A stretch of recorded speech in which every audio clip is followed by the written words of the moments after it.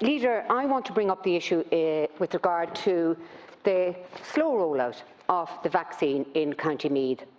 I'm not too sure if you're aware of it, but we only have one vaccination centre in County Meath. We have 210,000 people, and the vaccination centre is in Simonstown.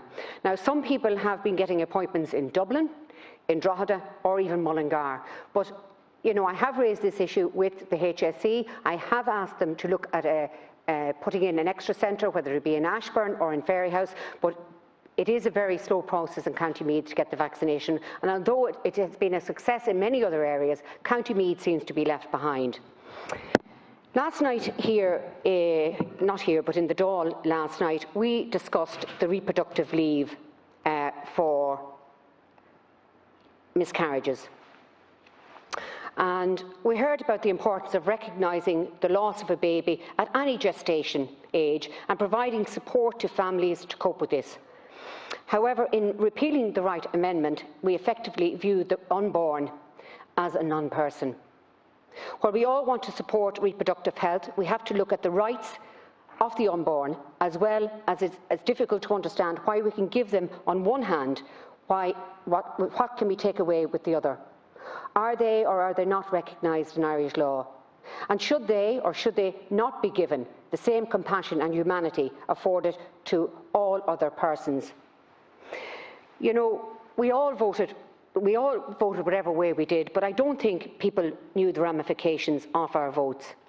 We were told they would be rare, but 6,666 are the number of abortions. The late-term abortions, where potassium chloride is injected into the heart of the baby. This is the same injection that is used on death row to execute people. There's no obligation within our legislation to give the unborn any pain relief during abortions. I was shocked to see that the website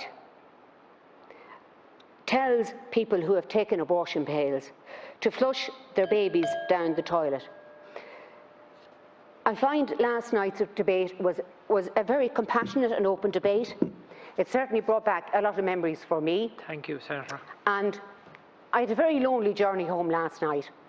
And I'd like to think that this Dáil would be compassionate when it comes to the time for looking at the legislation in its full and being compassionate to the unborn as well. Sharon Keogan, other people recognised that we are coming up, and it'll be next year. I know we might be a bit ahead of ourselves. The legislation wasn't passed until 2019, so the 3-year review will commence next year. The exact context of it I'm not aware of, but I will write to the Minister and ask. But I think members have been very balanced and aware this morning that there are still some limitations on behalf of some people in the Act, and for others it went too far. The fact that we have a relatively small number of GPs willing to give the service shows, I suppose, how important the clause was, so that if it went against your beliefs, you had the ability to opt out. That sits very well with some people. It doesn't sit well with others. But I think the review needs to be comprehensive, and I do agree it needs to be independent. But I'll see if I can find more information out, Gairlach, for members. And one of our senators, Senator Keogan, spoke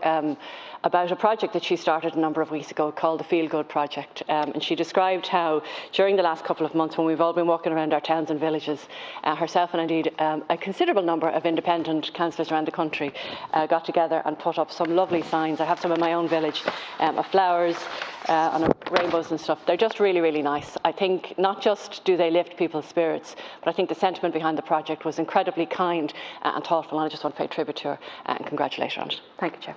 Thank you, Leader, and could I also join with you in congratulating Senator Keogan and all those involved in that particular project. It's positive and it's a good way to lift people's spirits.